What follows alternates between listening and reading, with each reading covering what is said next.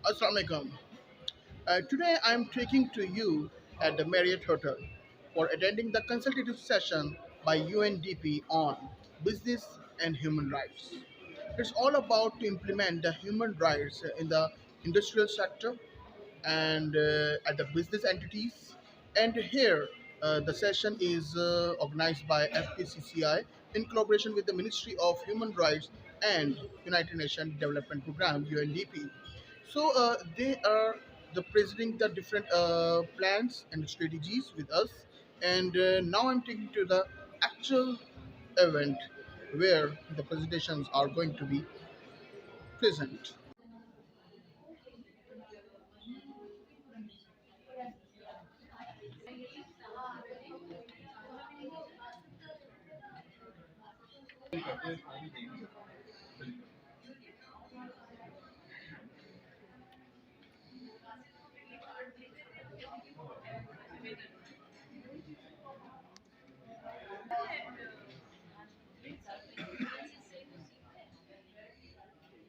Uh, First of all, take a look on the introductory statements made by the Ministry of Human Rights, Government of Pakistan, and the UNDP representatives. What they said about today's consultative session regarding the business and human rights. Take a look on the introductory sessions.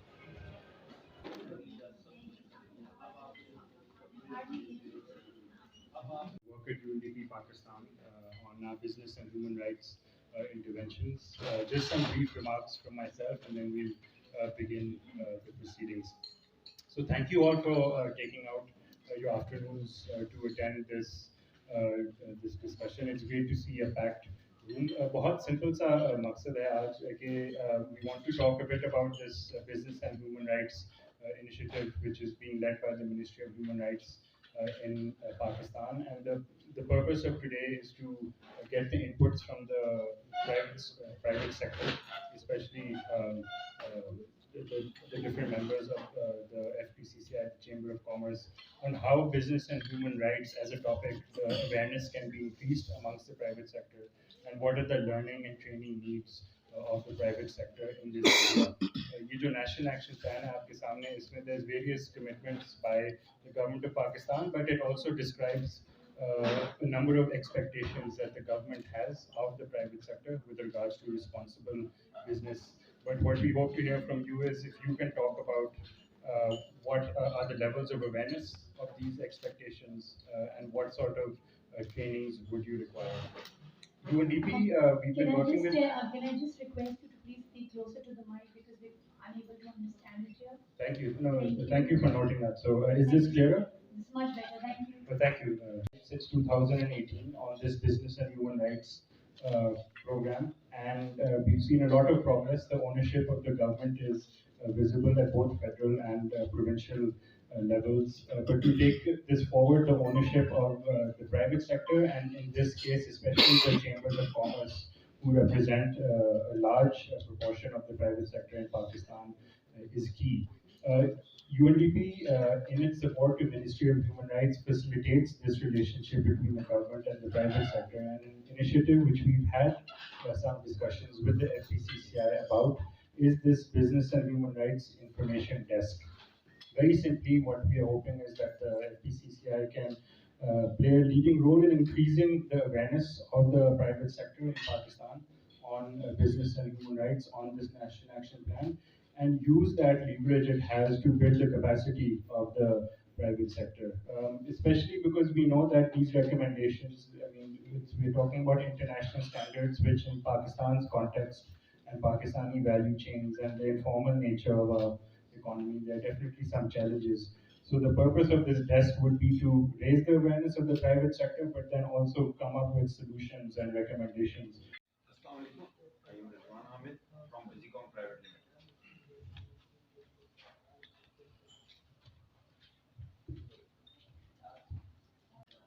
Assalamualaikum. I'm Kamran Javed, Secretary General, Pregmia, Pakistan Ready-Made Garment Manufacturers and Exporters Association.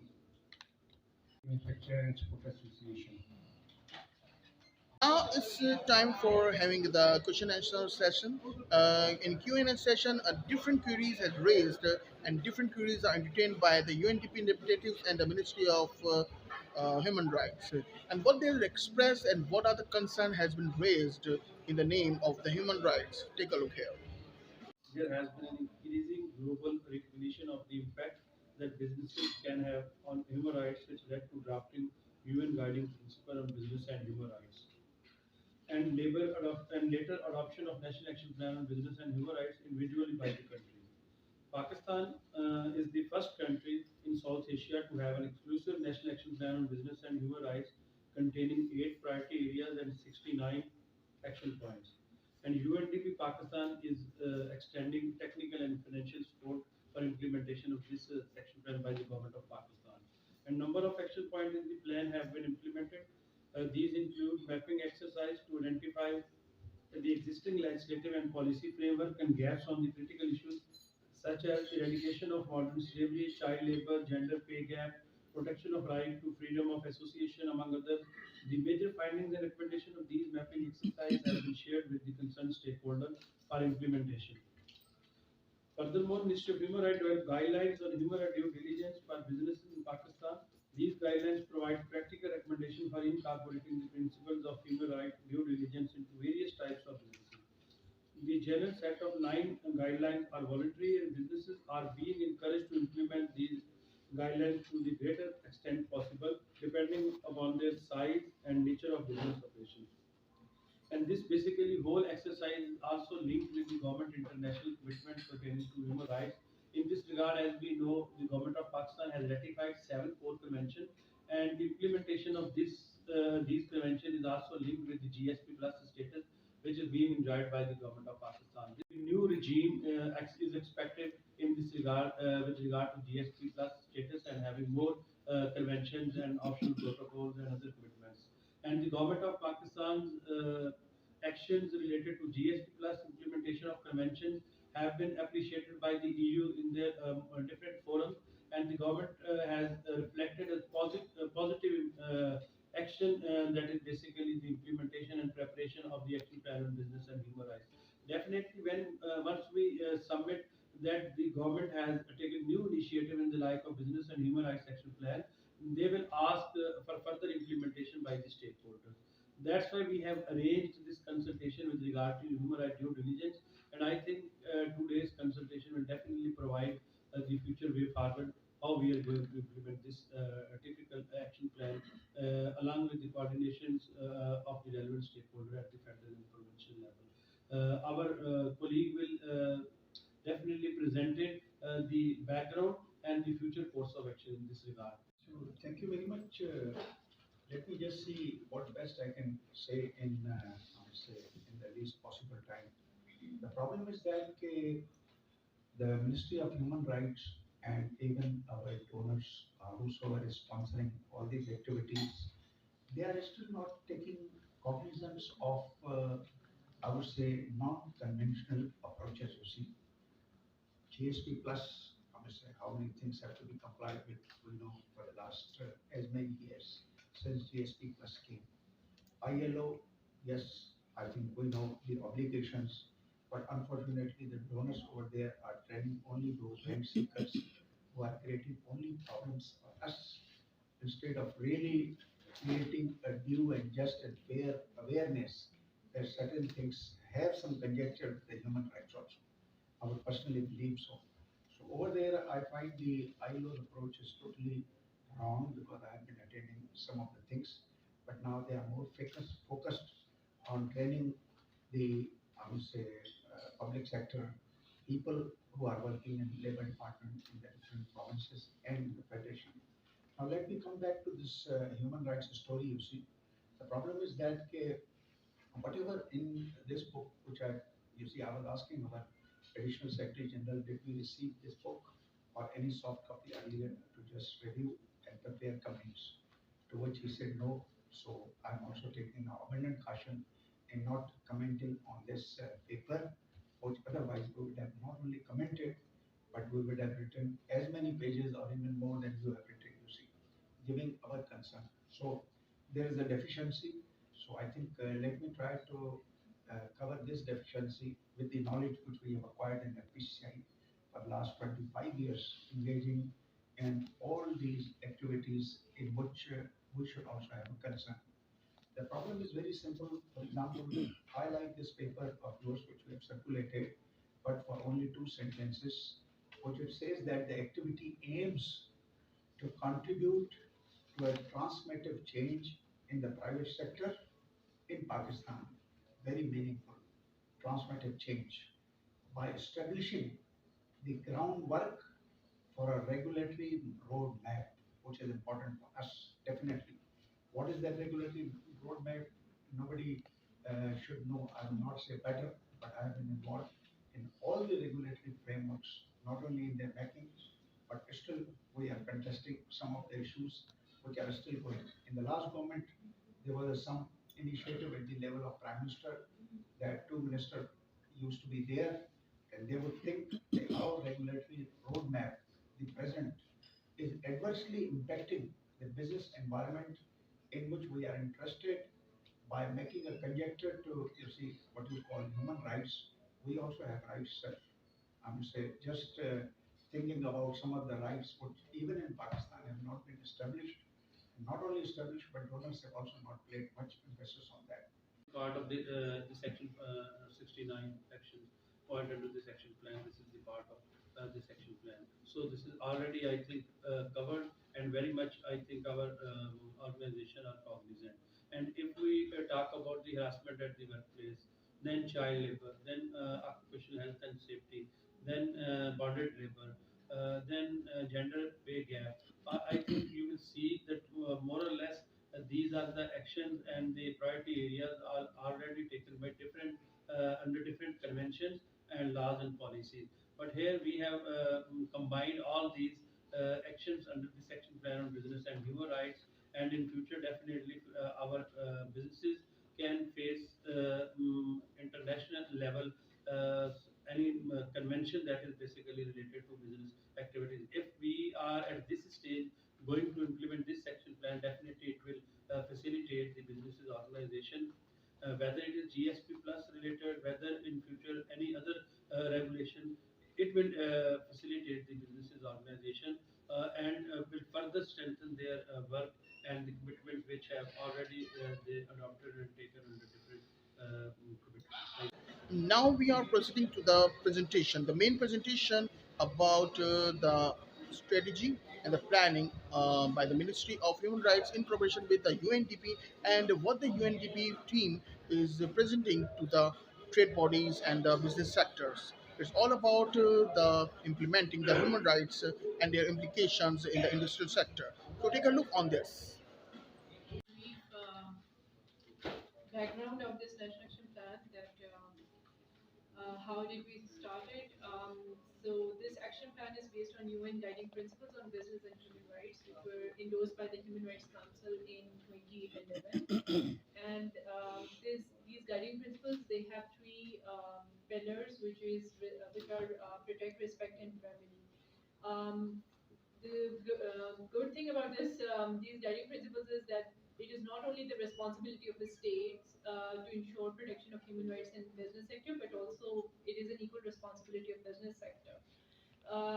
That is why when Pakistan has started drafting its national action plan, it involved all the stakeholders, including businesses, and Ministry of Commerce is a major partner which has been going on, which has been supporting Ministry of Human Rights, and it is also part of the steering committee, which is implementing this action plan. 2018, and with the assistance of UNDP Pakistan, and the drafting process involved wide-scale consultations and also research, which we call National Baseline Assessment.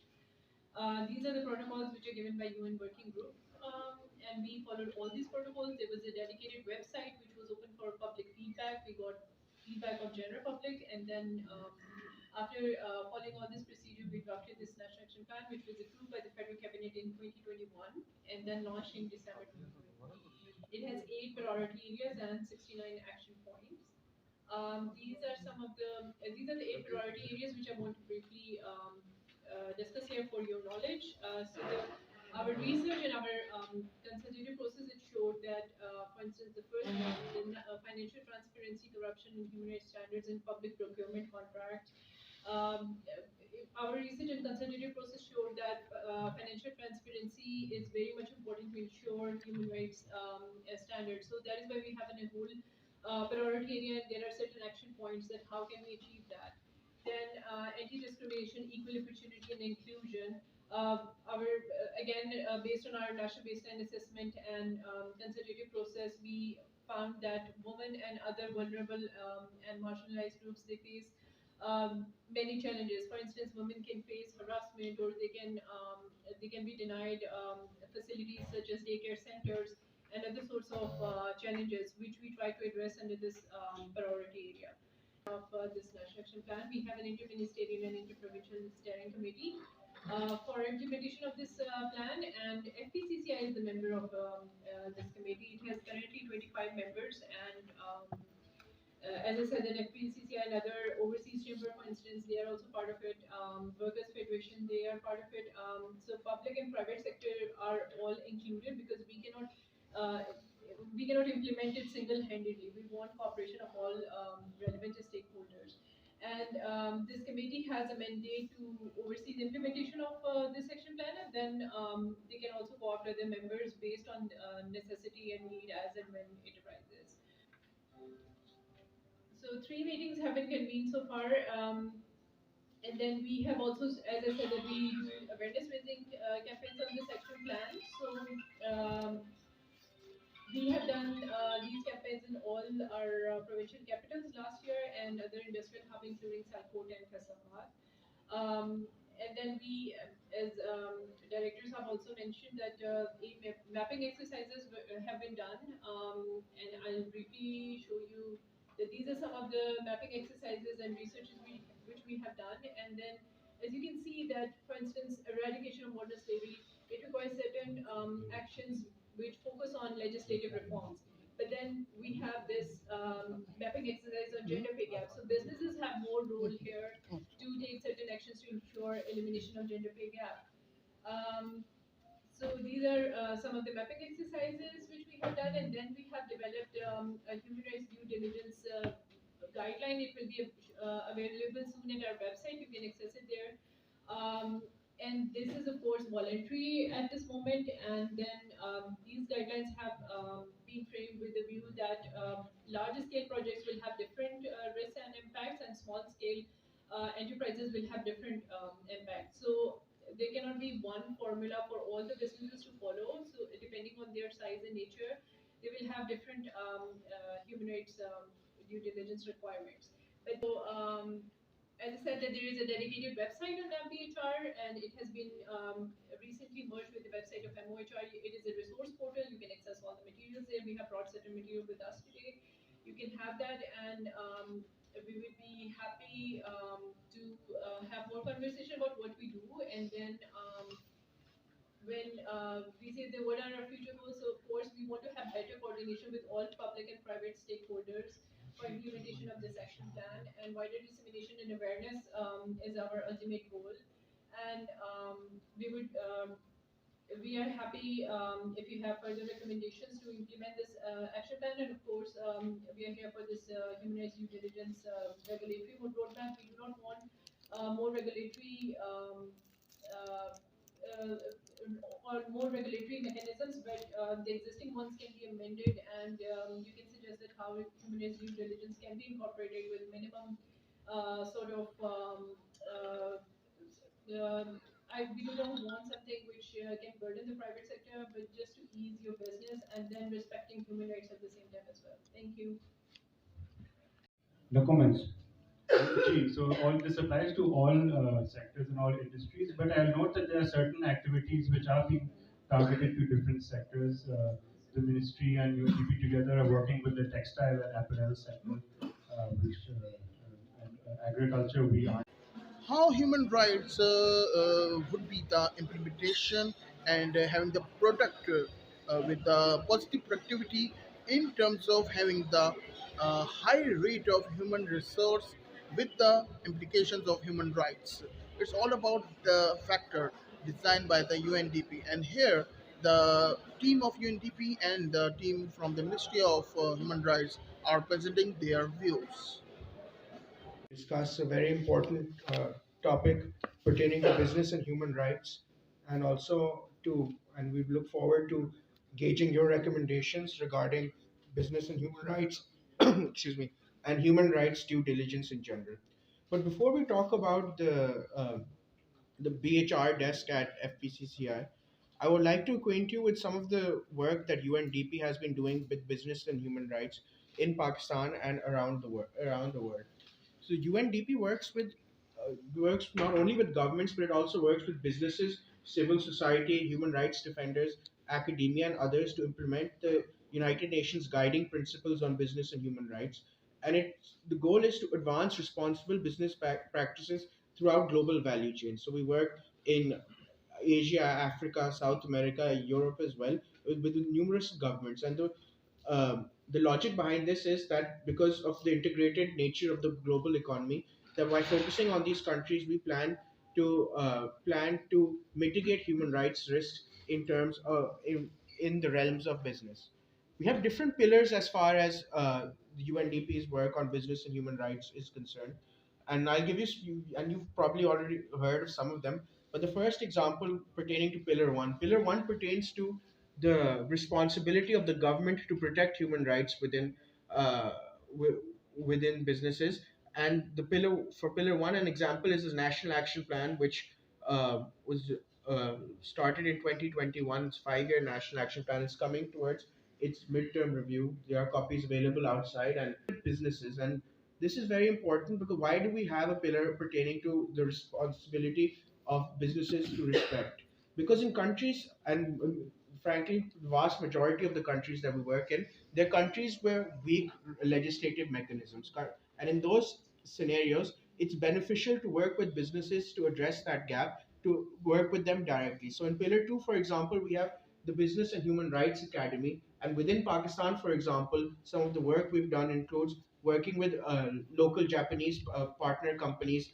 For example, in the automobile industry, we work with the textile sector, both in textile sector in Pakistan, and we conduct individual guidance sessions for companies as well as group sessions in which we talk about the best business and human rights due diligence practices globally and what would be the best for Pakistan's context.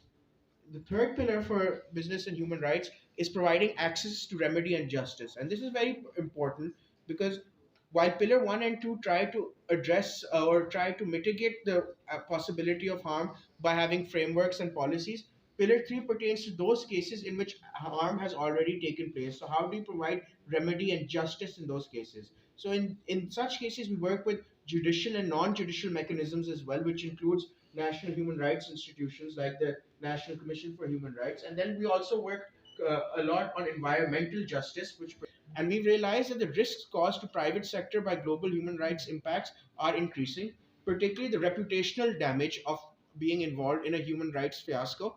And there's companies themselves accept that there's a need to increase their level of knowledge of human rights due diligence and learn about international best practices.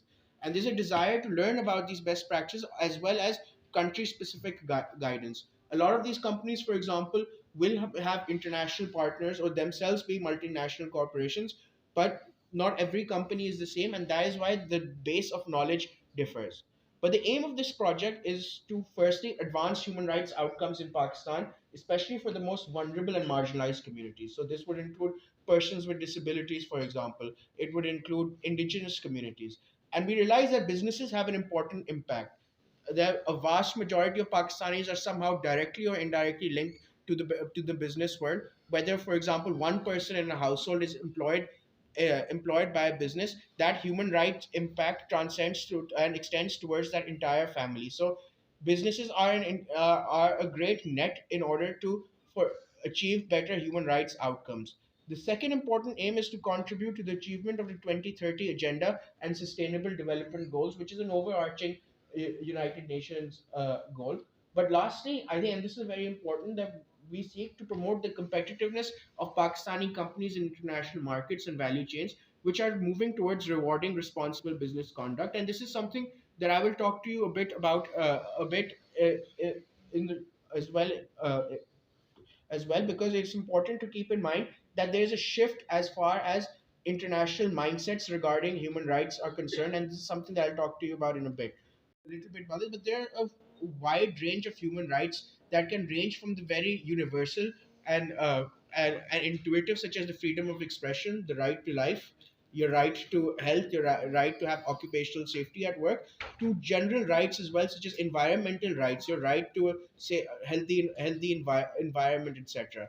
And so these are wide ranging rights, but they're governed by, there are international conventions that do govern them. Some of them are very general conventions, such as the International Covenant for the Economic, Social, and Cultural Rights. Others are very focused, such as the Convention on the Rights of the Child or Convention on the Rights of Persons with Disabilities. There's the conventions on the elimination of all forms of racial discrimination, for example. But these are some of the international standards or international conventions that do exist as far as governing human rights is concerned. But other than that, I wanted to give you some examples of human rights violations that do exist that might be pertinent to businesses. These could range from unfair wages or abusive excessive working hours to workplace discrimination, child labor, of course, disabled persons' rights, occupational health and safety, pollution and toxic chemicals is a very important issue as well. The impact businesses have on the environment, and also other pertinent issues such as gender-based discrimination, sexual harassment as well. Obviously, the impact of these differ on the context of companies. So, for example, companies that handle data might be involved in areas which have privacy rights abuses, how that data is used, etc. So, these are some of the examples of human rights violations that could possibly exist in the realm of business. So, how are human rights relevant to business? I've already talked a bit about this, but it's not just that international human rights treaties and labor standards just govern us human rights at the state level, they govern all functioning of society. And business is an important function of society, how people conduct trade and commerce. And that is why they're very important for businesses, because businesses do have social exchange, and there is an avenue in which human rights could possibly be violated, and that is where it is the duty of the state to protect these individuals, and also the duty of companies to respect these rights, and to have proper legislation to ensure that these violations do not happen. So, what are the United Nations guiding principles on business and human rights? These are a set of comprehensive guidelines for governments and companies to prevent, address, and provide remedy, those three pillars that we talked about, to human rights impacts related to business operations. And these were developed through a result of consultations with global businesses, states, and civil society, and were endorsed by the United Nations Human Rights Council in 2011. And that's where this protect, respect, and remedy framework comes about, which has become an authoritative global standard on business and human rights. It has three pillars, basically, something I've already mentioned, so I won't go over this too much. But pillar one corresponds to the role of the state. Pillar two correlates with the role of businesses, and pillar three is about the role of judicial and non-judicial mechanisms of the justice system, and how you can provide access to effective remedy. So, when you're talking about the state duty to protect, examples of this include having effective policies, legislations, regulations, and how you can create and enforce laws that are both fair and practical, and how you can identify and address gaps that exist. And the point of these sort of frameworks is to ensure accountability of businesses, but to also provide clear and effective guidance to them. Overall, the state has to play a critical role as far as promoting and protecting human rights in all domains is concerned, and businesses are just one of those domains. The second pillar is the corporate responsibility to protect. Per the UNGPs, businesses should respect human rights, and this means that they should avoid infringing on the human rights of others and should address adverse human rights impacts and with which they are involved. Now, one thing I'd like to clarify over here is that, this is where we get a lot of questions asking on how UNDP's principles on business and human rights are different from, let's say, other uh, frameworks that might be out there, such as ILO, for example. What we look at are any potential human rights impacts that might arise from a company operating or a business's operations. So, for example, it just doesn't include the rights of the workforce that you have, it includes the rights of the consumers, it includes the rights of the people of the locality you are operating in. So, for example, if a company is, let's say, polluting a particular environment, then we also look at the rights of those people living in that particular locality. So we look at all potential human rights impacts and throughout their entire value chain. So not just through their own dealings, but also indirectly, the sort of supplier relationships that they might have. How does that impact the general human rights landscape? So that is what we look at, and we expect businesses to establish a policy commitment to respect human rights, to practice human rights due diligence, something we'll talk about in a bit, but also to provide remedy in house for human rights impacts that they are associated with. The key principles of what we're trying to achieve are pertain to, and I've already talked about this, but one thing is that businesses should have a responsibility to respect human rights, and it applies to all enterprises regardless of their size, whether they're a small or medium enterprise, they're a global company, and it also, but the actions that they take correlate to the scale and complexity of the company's operations, and the measures can vary according to those factors. So, for example, if you're talking about the textile sector in Pakistan's textile sector is unique in the sense that both the raw material and the finished good can be found here. So in that case, it's a very complex value chain where your scope of human rights due diligence has to look at both the cotton field and has to look at the factory as well throughout that entire value chain. So you look at those human rights risks which are most applicable to an enterprise, and you look at the sector you're operating in and the general operational context as well. And by value chain, I'm also talking about your indirect relations, for example, supplier relations or other such things can also have an impact on the human rights landscape. So pillar three, which is again very important, is about providing access to remedy, because at the end of the day, states have a duty to provide effective remedy for victims of human rights. This includes both judicial mechanisms as well as non-judicial mechanisms, such as NHRI, such as ombudsperson, labor tribunals, and businesses are also responsible to provide remedy in-house through any company grievance mechanisms, and these remedies can range from apologies, restitution, rehabilitations, both financial and non-financial compensation, sanctions, and prevention of future harm, for example, through injunctions. But if you're now trying to unpack the global implementation of the UNGP, national action plans are something that haven't only been developed in Pakistan. Although Pakistan was the first country in South Asia to have a national action plan on business and human rights, and also the second overall in Asia as well. These are policy documents in which government articulates priorities and actions that it will adopt to honor its commitments in any given policy area uh, or topic, and the sort of topics that we look at are like our human rights due diligence guidelines, regulations, and legislations, especially when you talk about national action plans in Europe. But what do I mean when I talk about human rights due diligence? Human rights due diligence refers to the steps that you can take to identify and address the human rights challenges and risks that exist within their value chains, and these could be both actual human rights risks and potential. So those that are ongoing and those that there is a room that those risks might arise in the future.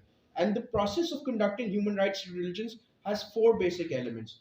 The first element is to identify and assess impacts. So, for example, identifying which risks exist and assessing the sort of impacts that they have. So, for example, looking at whether the business causes those things, whether it contributes to them or it's linked to them. So, the distinction between this is whether the business is directly causing these harms, whether a supplier that it is in a relationship with is causing these human rights risks, and that is how you assess the sort of impact that you have.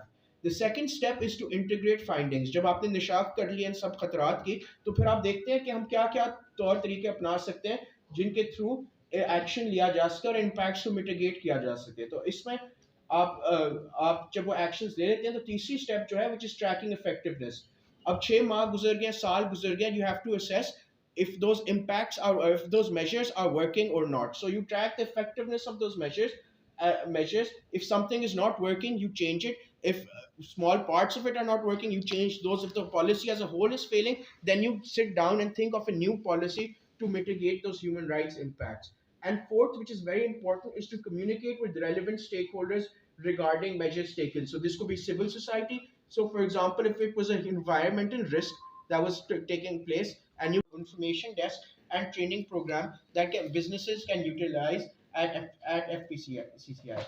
The the Information Desk and Training Program will support the Federation of Pakistan Chamber of Commerce and Industry in providing information services and trainings to its members on how they can respect human rights across their activities. We've already had one consultation on this regarding framing its terms of reference in Islamabad, and this is the second one. And we plan to conduct it in the remaining provincial capitals as well. But the point of this desk is to have some sort of resource that is present. So, for example, this is the gap. As a lot of you have many have pointed out that while this national action plan has been there for two or 3 years now, there's very limited awareness regarding its existence within the private sector or the general public.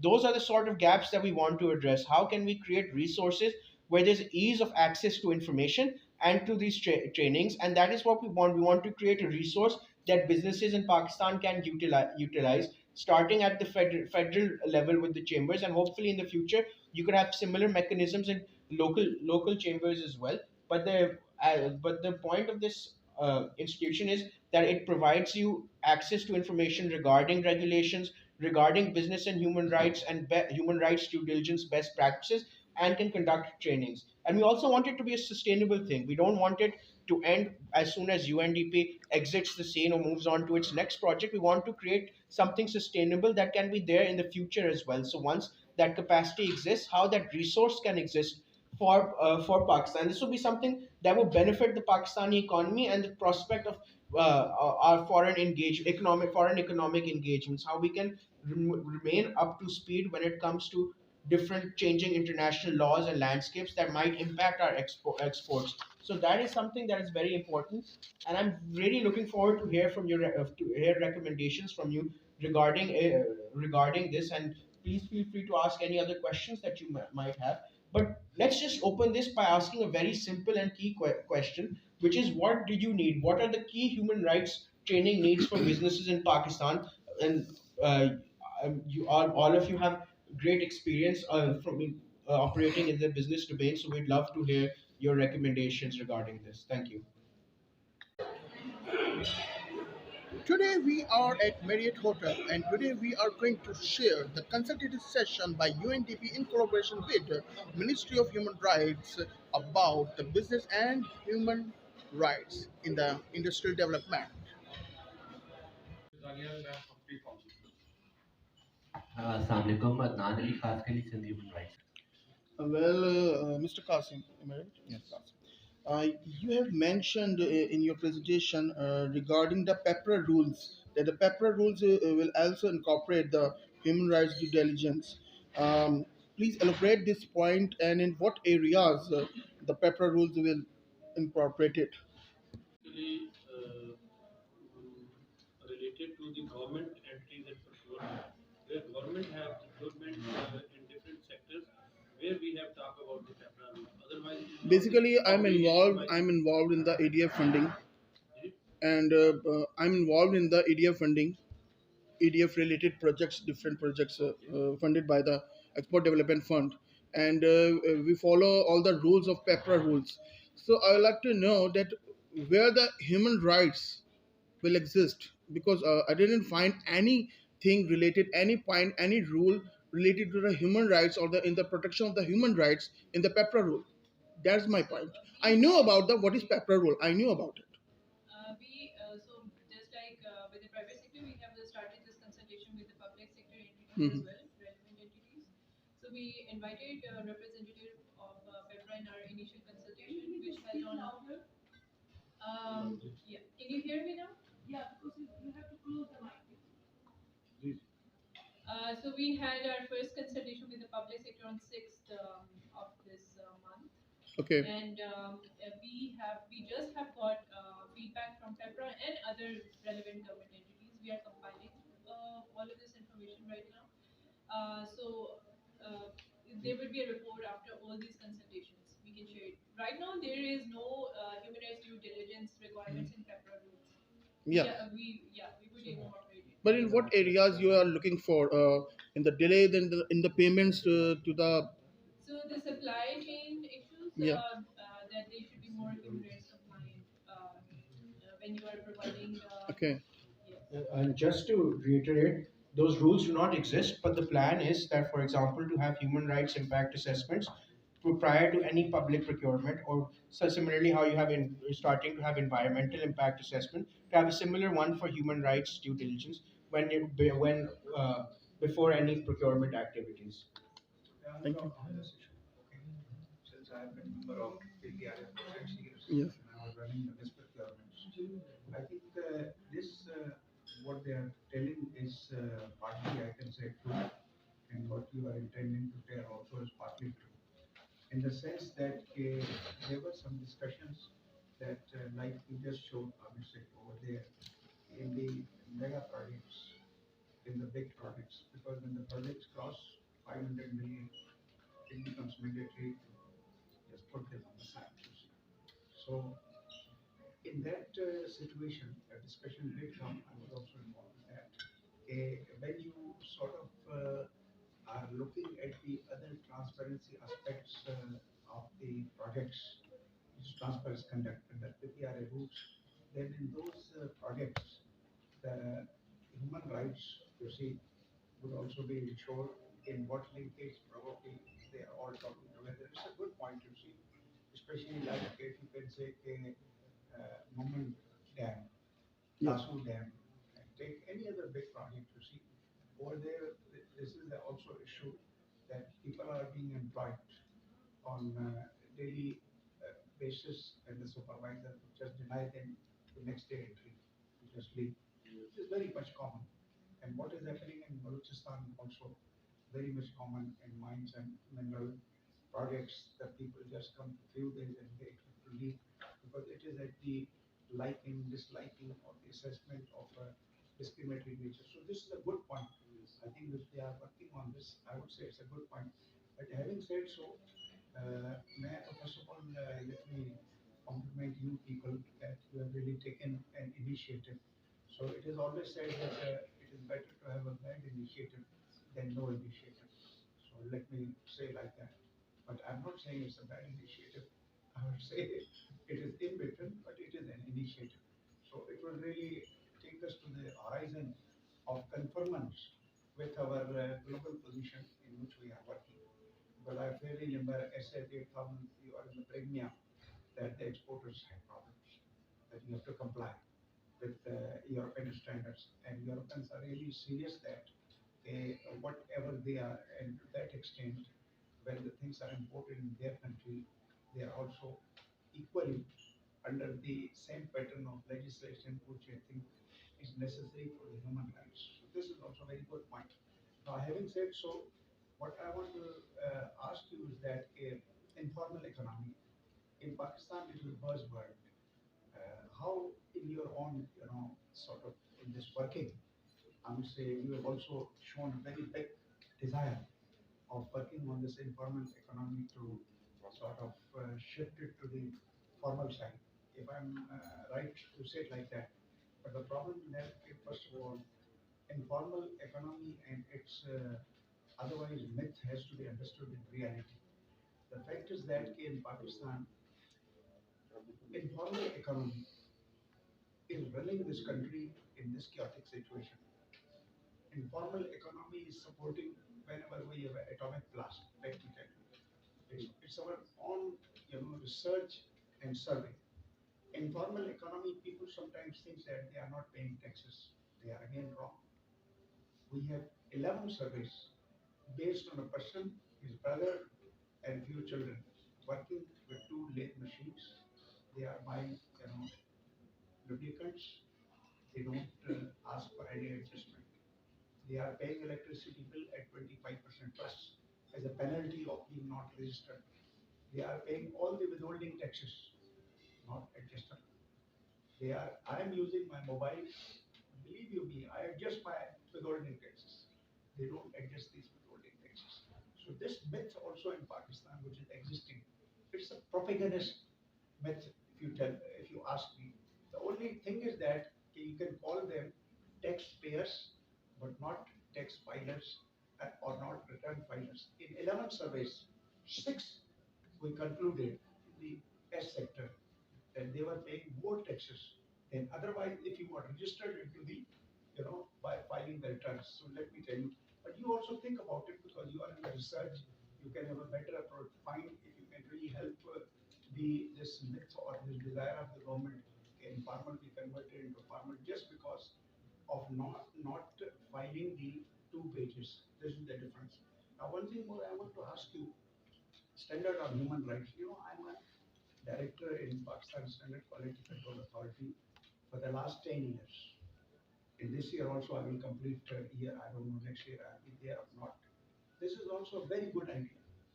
I would really appreciate you people because over there, when we are talking about service loans, you see, this is also equally important. This can give some addition to the competitiveness and increase the size of sales to those people who are acquiring some rights under these standards. So standards are voluntarily, standards are mandatory. In Europe, most of the standards are voluntarily, but because of the education, volunteer standards have a real site of acceptance. This is a very good idea. I think UNDP and your group, whosoever working, please work on this. If you need any help in the PSQCA, I'm till December, I'm over there. So if you're very quick, I'm saying you can contact FPCCI. I'm representing FPCCI over there. So we can help you, but good idea, very good. Another thing is that you talked about SBP and SCCP.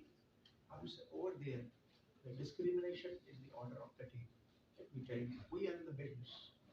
When the turf scheme, आप तो research में है ना, आप ये चीजें जल्दी समझ जाएंगे. I hope others are also following me. In the turf, $3 billion were distributed at 0%.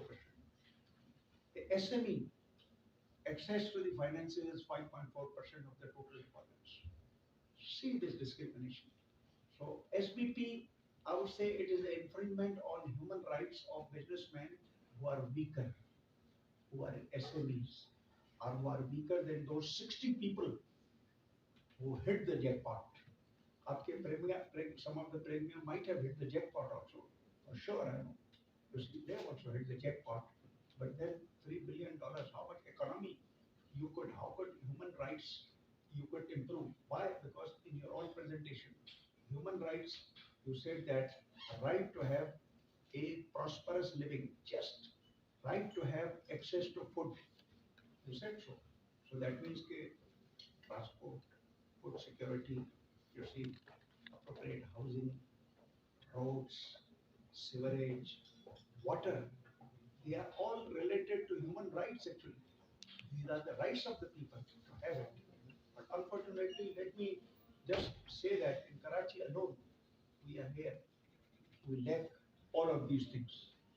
A businessman, if I'm in the business, I'm also in business. A person who's round the night is asleep because there is no electricity. And he's burning the tires on the road. What productivity he can bring in the works for me? Nothing. Individual in SPDC report, I have been in SPDC. I'm member of Board of Governors of Sustainable Development Policy Institute. I'm researcher. I'm member Board of Governors of Applied Economic Research Department. In SPDC, the human, you see, just bare minimum requirements of human being, if we labors, if we meet our productivity at even. If we don't, it is minus. This is the point. A Chinese on the same sewing machine, World Bank report, in 1 hour can make 4 shirts. In our premium, he will hardly make 1.5 shirts. Why? The difference is only human rights, prosperity. Please also pay attention on that. SCCP should not be discriminatory. SBP should not be discriminatory. SMEs have more right to be given access to finance. So all these things I will request you. So if I start talking on this issue, probably I think the hotel will ask you because we have certain time to close. So I don't want to really come in between. So thank you very much for listening to me. But finally, I would really appreciate your efforts, and these efforts are very good. At least these initiatives and the way you informed certain things were also good. The public servant, whatever he was told, he had to say, and he must say like that. I appreciate you to be a good, loyal public servant. You see, so thank you very much.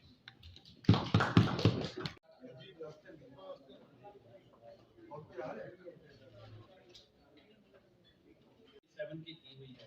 उसके अलावा हमारा ये business and human rights का initiative बहुत appreciate किया गया कि government of Pakistan ने इसका इनिशिएटिव लिया है, जो कि हमारे ऊपर ऑब्लिगेशन नहीं है, लेकिन इवन देन हम उसके ऊपर काम कर रहे हैं। बाकी ऑक्यूपेशनल हेल्थ एंड सेफ्टी को इंश्योर करने के लिए इस वक्त लेबर डिपार्टमेंट के अंदर, आपके सिंध के अंदर भी श्योर, पंजाब में भी हो रहा है, डिस्ट्रिक्ट विजिलेंस कमेटीज बनी हुई है जिनका काम है लेबर इंस्पेक्टर जाते हैं और इन इश्यूज को एड्रेस करते हैं। लेकिन जिस तरह बाकी और बहुत सारे इश्यूज इस वक्त हैं, डेफिनेटली ये भी एक इशू है। Well, it's all about different aspects related to the human rights, which we have covered in our today's episode of BAM Television. So keep watching BAM Television, and we are sharing and we will sharing more and more informative sessions with you. Allah Hafiz.